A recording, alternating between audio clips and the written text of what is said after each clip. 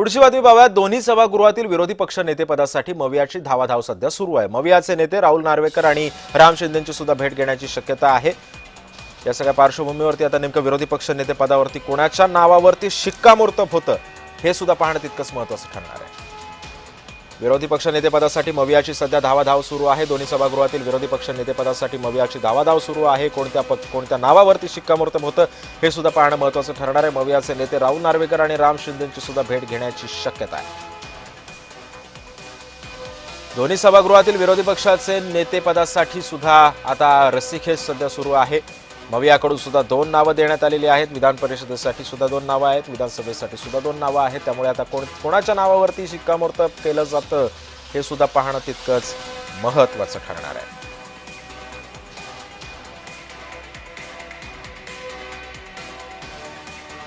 आणि या संदर्भामध्ये माहिती देतोय माझा सहकारी महेंद्र जोईल सध्या आपल्यासोबत जोडला गेलेला आहे।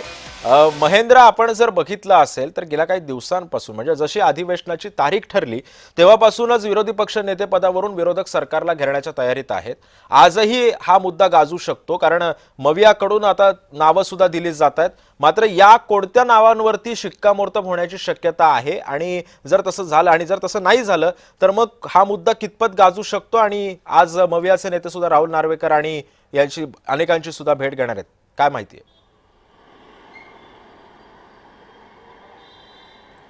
नक्कीच आज सर्वप्रथम जे आहे ते मवियाचं जे शिष्टमंडळ आहे, मवियाचे जे नेते आहेत ते विधान सभा अध्यक्ष आणि विधान परिषद सभापतींना भेटणार आहेत आणि या सगळ्या संदर्भात चर्चा करणार आहेत। आपण पाहिलं असेल तर या अधिवेशनाच्या पूर्वसंध्येला जी पत्रकार परिषद झाली होती त्यावेळी पत्रकारांनी जो प्रश्न केला होता की या सगळ्या विधानसभा विरोधी पक्षनेते आणि विधान परिषदेतील सभापती ज्या पद रिक्त आहेत त्या संदर्भात विरोधी पक्ष नेतेपदासाठी जी पद रिक्त आहेत ती पद भरण्यासाठी मुख्यमंत्र्यांना प्रश्न केला होता। त्यावर मुख्यमंत्र्यांनी उत्तर दिलं की यामध्ये सरकारचा काही हस्तक्षेप नाही किंवा सरकार हा निर्णय घेत नाही, त्यामुळे हा सर्वस्वी निर्णय आहे तो विधान परिषद अध्यक्ष विधानसभा अध्यक्ष आणि विधान परिषद उपसभापती आहेत तोच निर्णय घेतात, म्हणजे राहुल नार्वेकर आणि राम शिंदे यांच्या अखत्यारीत असलेला हा प्रश्न आहे। त्यामुळे आज जे आहे ते मवियाचं जे शिष्टमंडळ आहे, महाविकास आघाडीचं शिष्टमंडळ,